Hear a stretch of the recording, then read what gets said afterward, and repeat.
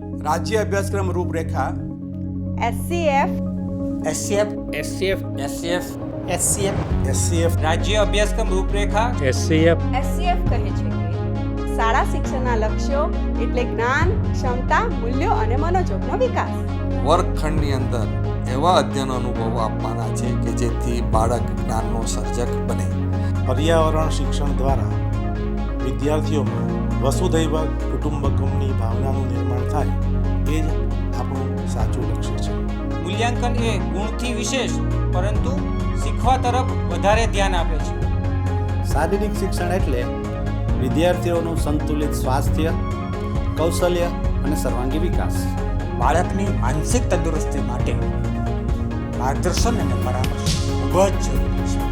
ભારતીય બાળક ભારતીય બને અને ભારતીય હોવા પર ગર્વ અનુભવે. સમાજ અને શિક્ષણના ગુણવત્તાયુક્ત અને અસરકારક શિક્ષણ માટે સમાવેશન એ જરૂરિયાત નહીં પણ અનિવાર્યતા છે. व्यावसायिक शिक्षण એટલે વિવિધ પ્રકારના કૌશલ્યોનું શિક્ષણ. વિદ્યાર્થીઓની બહુમુખી પ્રતિભાનો વિકાસ થશે, આત્મનિર્ભર બનશે. મૂલ્યો એટલે માત્ર આદર્શ નહીં પરંતુ આચરણ. સામાજિક વિજ્ઞાન એટલે એક જવાબદાર, સંવેદનશીલ અને વિચારશીલ નાગરિકનું નિર્માણ કરતો વિષય.